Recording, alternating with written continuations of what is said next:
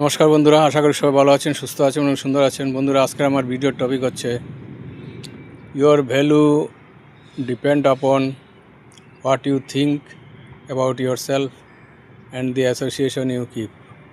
অর্থাৎ আপনার জীবনের ভ্যালু ডিপেন্ড করবে আপনি নিজের সম্বন্ধে কী ভাবেন এবং আপনি কোন অ্যাসোসিয়েশনে থাকেন, কোন সঙ্গতিতে থাকেন, কী রকমের লোকের সঙ্গে আপনি ওঠা বসা করেন বা কী ধরনের মিটিং ইত্যাদিতে যান, কী ধরনের মানুষের সঙ্গে চলাফেরা করেন তার উপরে। একটা গল্প আছে, একটা ছেলে একদিন তার বাবাকে জিজ্ঞেস করছে, বাবা, আমাদের জীবনের মূল্য কী?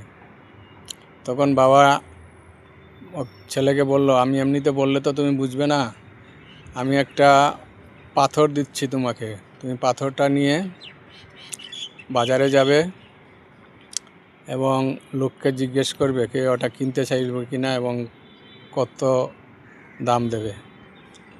আর বললো, তুমি লোকে কিছু কিনতে চাইলে তুমি শুধু দুটো আঙ্গুল উপরে তুলে দেখাবে দাম জিজ্ঞেস করলে, আর কিছু করবে না। আর যদি কিনতে চায় তাও বিক্রি করবে না, নিয়ে চলে আসবে।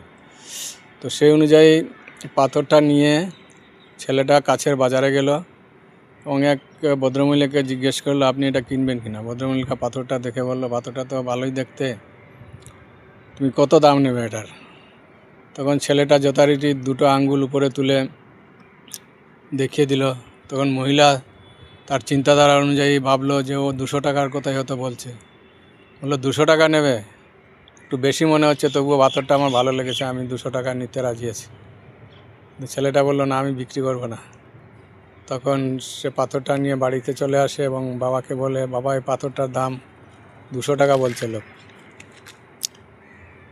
তখন বাবা ছেলেটাকে বলল, এই পাথরটা নিয়ে এবার তুমি একটা মিউজিয়ামে যাও, আমাদের শহরে যে মিউজিয়াম আছে এই মিউজিয়ামটাতে যাও। ছেলেটা ওই মিউজিয়ামে গেল, পাথরটাকে নিয়ে জিজ্ঞেস করলো ওখানে লোককে যে তুমি কিনবে কিনা। তখন একটা লোক পাথরটা দেখে পছন্দ হলো, কিনতে চাইলো। তখন ছেলেটাকে জিজ্ঞেস করলো, কত নেবে তুমি এই পাথরটার দাম? তখন ছেলেটা যথারীতি দুটো আঙ্গুল উপরে তুলে দেখালো। তখন সেই লোকটা ওর চিন্তাধারা অনুযায়ী ভাবলো হয়তো 2000 টাকার কথা বলছে। তখন বললো, কি তুমি 2000 টাকা নেবে?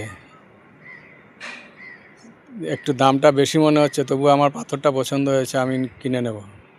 তখন ছেলেটা বললো, না, আমি কিনবো না, বলে চলে আসলো তাড়াতাড়ি বাড়িতে। বাবাকে বললো, বাবা, ওখানে তো 2000 টাকা দাম হয়েছে পাথরটা। তখন বাবা বললো, এবার তুমি পাথরটাকে নিয়ে আমাদের শহরে একটা দোকান আছে অ্যান্টিক গুডসের, এখানে একজন জহরু থাকে, ওই জহরুকে জিজ্ঞেস করবে পাথরটা কিনবে কিনা।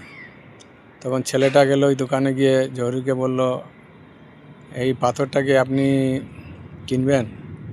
জহরি তো পাথরটা দেখে একদম হতভম্ব হয়ে গেল, এই পাথর ছেলের কাছে কোথার থেকে আসলো, এত দামি পাথর।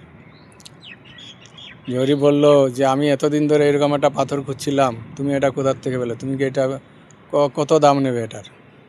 তখন ছেলেটা যথারীতি দুটো আঙ্গুল উপরে দেখালো। জহরি ভাবলো, চিন্তা ভাবনা হয়তো 2 লাখ টাকার কথা বলছে। জহরি বলল, 2 লাখ টাকা বলছো, আমি নিয়ে নেব, তুমি আরও বেশি বললেও আমি নিতাম, মূল্যবান পাথর।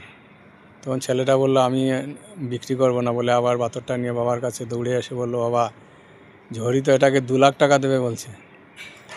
তখন বাবা বলল, দেখো, পাথর তো একই, কিন্তু তুমি যেখানে গেছো সেই জায়গা অনুযায়ী এটার দাম মূল্যায়ন করেছে মানুষ। তো আমাদের লাইফে এরকম, আমরা কোন জায়গায় থাকি সেটার উপরে, কোন ধরনের মানুষের সঙ্গে আমরা চলাফেরা করি, তারা সেই হিসাবে আমাদের মূল্যায়ন করে। তো মানুষের মূল্যায়ন অনুযায়ী চললে হবে না, তোমার নিজের চিন্তাধারা অনুযায়ী তোমাকে চলতে হবে, তোমার নিজের মূল্যায়ন নিজেই করতে হবে। সেটাই হচ্ছে কথা। আমরা নিজেদের সঙ্গে উচ্চ ধারণা করব, যদি করি তাহলে লোকও আমাদের সম্বন্ধে, কোনো না কোনো লোক, সবাই তো করবে না, যথাযোগ্য জায়গায় যদি পড়ি আমরাও সেই উচ্চ মূল্য পাবো এবং আমাদেরও অনেক সম্মান হতে পারে এই সমাজে। Thank you.